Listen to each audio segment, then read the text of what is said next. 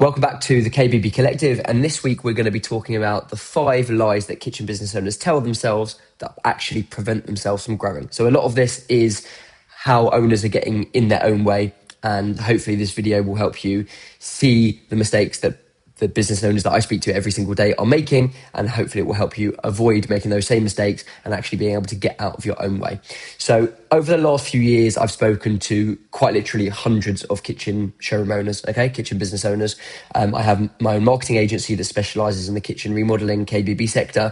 I have an education business that is focused on this industry, and some are doing incredibly well. They're growing, they're hiring, they're expanding, and others are just flat stuck.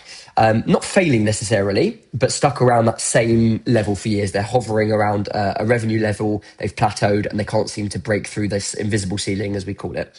And that is usually between somewhere around 800,000 a year to 1.5 million a year in turnover. Now, what's interesting is when someone decides not to grow their business, it's rarely because they're going to say, I don't want to grow. Instead, it's going to be something that sounds perfectly reasonable, like, logical or sensible, like, I don't have time or whatever it is. But after hearing the same things over and over and over again, you start to realize that a few of these key phrases, they always appear right before the businesses stop pushing forward. Okay. So in the video, I want to share these 5 things that I hear people say all the time, right before they decide not to push their business to the next level or not to grow. Number 1, our business is different. This is a very, very common one. People will say to me, our market is different, our customers are different, our kitchens are different. And to a certain extent, that is true. Every business has its own quirks. There's different price points, different demographics, different suppliers. But the interesting thing is actually when you look inside the businesses themselves, which I have the privilege of doing, the problems are almost always identical. And that is that leads are inconsistent, sales depend too heavily on the owner, margins slowly getting squeezed over time, and the team doesn't operate around clear numbers or clear metrics. So it doesn't matter whether you're selling £15,000 kitchens or £150,000 kitchens. The fundamentals of scaling a kitchen business do not change. You still need the systems, you still need the structure, you still need to know your numbers. And the businesses that are growing fastest usually aren't the ones that think that they're the exception to the rule. They're the ones that realize that the fundamentals still apply to them too. Okay?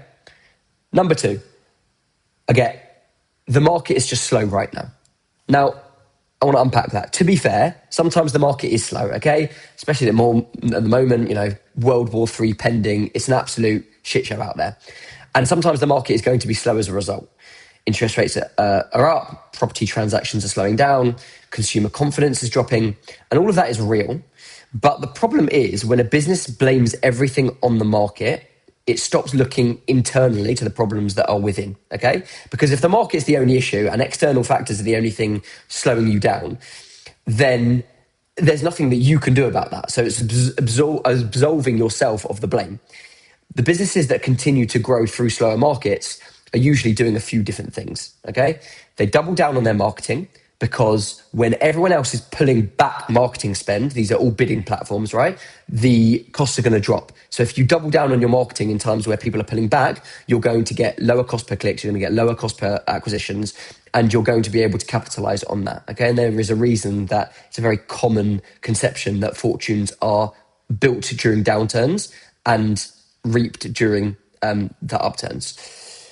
What else do they do? They tighten their sales process and they protect their margins. What I often see instead is people doing the opposite, which is like, leads are slowing down, they panic, they start discounting massively, and your margins are dropping from 40% to 30 to 25, and suddenly the business starts working twice as hard for half the reward, okay? Strong businesses assume the market will fluctuate, okay? That is just a given. So they're going to build systems that allow them to survive those fluctuations. Number 3, I just don't have time. This one is incredibly common. And honestly, it's probably the most understandable out of all of them, because I've been there, I've experienced this myself. Most kitchen business owners are working flat out, okay? You'll know this, you'll do design meetings, quotes, dealing with installation problems, supplier delays, staff questions, customer issues. Your day is just filling up like there's no tomorrow. And by the end of the day, it hits 6 o'clock, everyone's gone home, and you've still got 5 hours of work ahead of you. You're like, where has this day gone, okay? So when someone suggests putting systems in place or restructuring parts of the business, that is going to take time to do. The reaction is often, I'd love to, but I just don't have time. But here's this trap that it creates, and it's this such stupid chicken and egg problem. When the business runs entirely through you as the owner, you're always going to be busy. Okay, everything is flowing through you, every decision, every approval, every problem, which means that business is only ever going to be able to grow as fast as your personal capacity. And here's the spoiler alert for you. You ain't getting more capacity anytime soon, especially if you don't address the problem. So at some point, every growing business is going to have to make a shift. And that is a shift from doing everything yourself to building a business that works without you in it every single step. And that shift is always going to feel uncomfortable at first because you're like, where am I going to get these extra hours from? I get it. But this is usually the moment that businesses start to scale properly. It's that inflection point. Because yes, you are going to have to put in a bit more work for a couple of weeks at the bare minimum, but that time is going to pay rewards and dividends for you later down the road in spades. Okay? Number 4, thing that I hear all the time. We've tried marketing before. Right, I hear it a lot, usually followed by some sort of story about the fact that ads don't work. Okay, I'm sure there's a reason that Mark Zuckerberg is not one of the wealthiest people in the world, and that Sergey and Larry, who started Google, are 2 of the wealthiest people in the world. Right? These ad platforms do work, and people come back over and over again. You're probably just not very good at it, or the marketing agency that you used overpromised and underdelivered. And I'm not doubting that those experiences occur. I know that they do for a fact. But a lot of marketing in the kitchen industry is done backwards. And what do I mean by that? I mean that people run ads first, and then they try and figure out their messaging, then their positioning, and then the sales process. So they're building the plane as it's falling off a cliff. But the marketing is not going to fix your broken sales system. It's just going to expose it way faster. If leads come in, but the sales process is weak, nothing improves. If the positioning isn't clear, you're going to get the wrong customers inquiring. And if your margins aren't protected by a solid system, more sales is going to create more stress because, as I said before, you're going to be doing double the work for half the reward. So the strongest of the businesses get 3 things right first. They get clear positioning, a strong sales process, and then they layer in consistent marketing. Okay? The final lie that I hear people telling themselves all the time, I will figure it out myself. And this is a very dangerous one, because business ownership can be incredibly isolating, especially in this industry. Most kitchen business owners don't have many people that they can talk to openly about their business. Staff definitely can't relate. You know, they clock out at 5 o'clock, they don't take their problems home with them. They stay in the office, right? You, on the other hand, those problems follow you around like a dark cloud on a rainy day. Friends outside the industry don't understand the specific and unique challenges that you'll face in this business, in this industry. And the competitors obviously aren't gonna be a shoulder to cry on for you, okay? And they're not gonna open up. So you're figuring how to do all of this out yourself.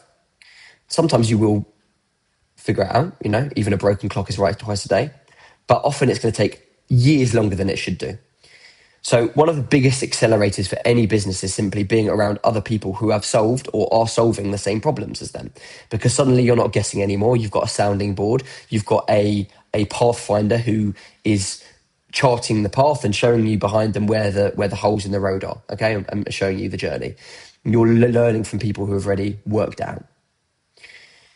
So in conclusion, most businesses aren't failing because the owner, you, lack intelligence or lack grit or determination. It's definitely never those things.